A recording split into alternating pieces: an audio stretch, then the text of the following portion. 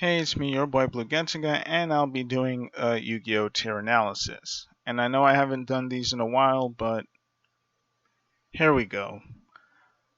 Right now I'm going to be doing Adamancipator because it's a very popular deck and it's apparently a meta deck. So let's go over them. Pros: Master Rule 5. Great boss monsters, especially the synchro monsters. They're really great. Oh, and by the way, I'm talking about pure Adamancipators. Anyways, they have great spells and traps, some of which aren't even a hard ones per turn, so that's cool. This deck can easily go first or second.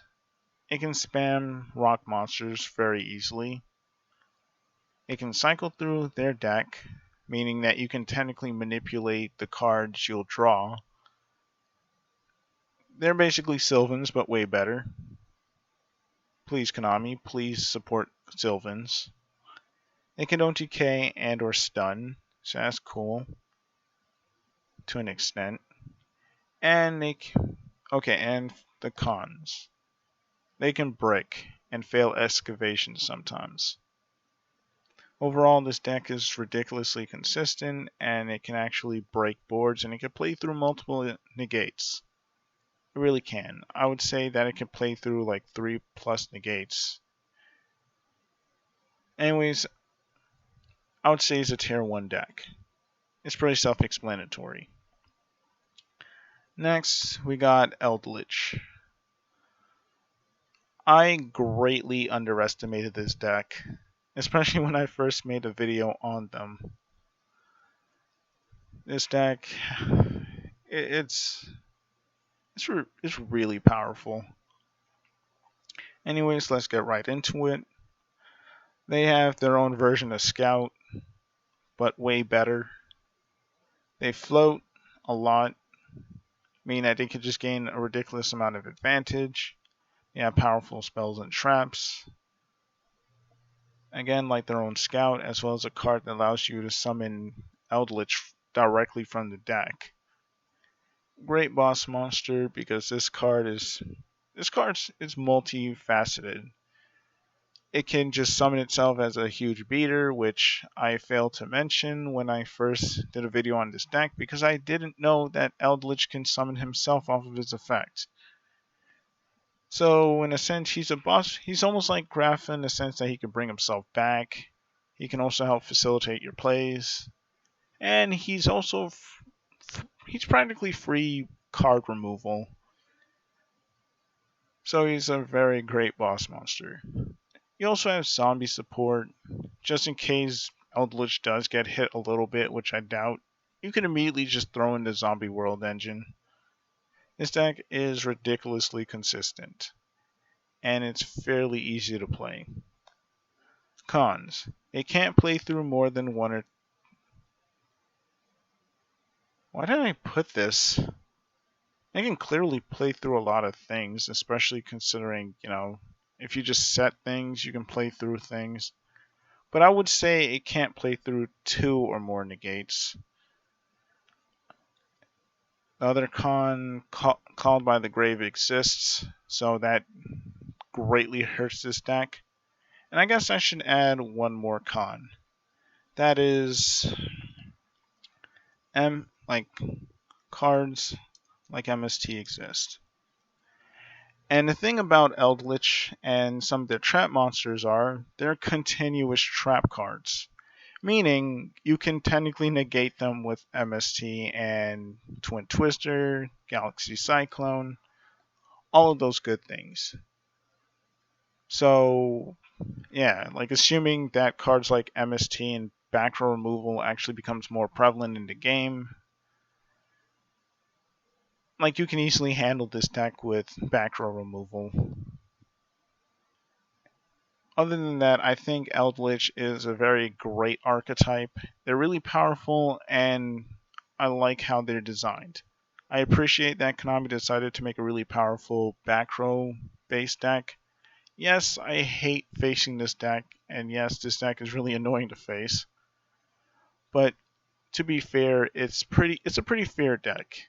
It's basically like Sky Strikers. So I'd say this deck is a tier 1 deck. And that's all I have to say about Eldlich. And next, I'm just going to talk about Altergeist. I know I'm getting a little too greedy talking about 3 archetypes again, but I might as well try to get through some of them, especially considering I'm going to add more to this list anyways. So let's talk about Altergeist. Altergeist. Great boss monster. I say boss monster because Hexia is the easiest one to summon, plus she's the only one worth summoning most of the time. Prime Banshee practically does nothing. Should have been a Link 2, but whatever. And Memory Gant. It would be a great boss monster if it wasn't a Link 4. Because this deck doesn't like to spam all that much, and even when you do get 4 Altergeist monsters on the field, you'd prefer to keep them on the field or just make Hextia rather than Memory Gant. So Memory Gant should have been like a Link 3, but we're not going to talk about that. We're not going to go too much into that. Next, they gain advantage very easily, like ridiculously easy, especially with cards like Multi-Faker or Siliquitus or even Miluseek, because it's basically spot removal and it's easy searching. They are consistent, very consistent, with cards like Spoofing, Miluseek, and even if you don't get those cards or open with a Trap and Faker, you can easily just stall your opponent and mess with them until you get to those cards. Because this deck is very hard to defeat an OTK unless your opponent red reboots you, and even then it would still be hard to OTK you. And this deck has ridiculously amazing defense tactics. Because I remember even before Altergeist Faker came out, I remember I was just juking out a bunch of decks with Altergeist, and that was when they first came out. And after they got Faker as well as all the support, they got even more OP. I don't know why they decided to give put Faker back to 3, or just not hit cards like Village and Marionetter. I mean, not even the OCG. Even the OCG recognizes how stupid this archetype is. And as much as I like to play Altergeist is a very, very, very stupid deck. They are very stupid and cancerous in a sense. Anyways, they can't play through multiple negates, especially when going first, because their spells, they're a trap-based deck. And they're not as, I practically said that. Basically, this deck doesn't have too many weaknesses. Oh yeah, did I mention they have access to a lot of floodgates, like searchable floodgates too? Anyways, like I mentioned, I would say this deck is, I don't think I mentioned it, probably on Dueling Book I mentioned it. Anyways, this deck is tier 1. And why do I say that? Well, because this deck never really left the meta, plus the deck only got stronger, especially with things like Solemn Judgment going to 3, which is essentially like a free Inferni barrier for this deck. Basically, Altergeist, all they did was get stronger than they were previously, back when they were freaking meta.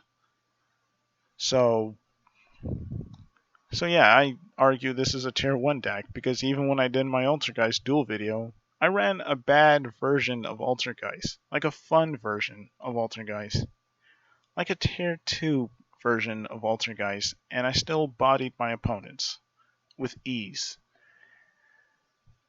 So you can say whatever you want. This deck is definitely meta, and it's definitely tier 1. Anyways, that's me, your boy Blue Gatsuga, and I'm out.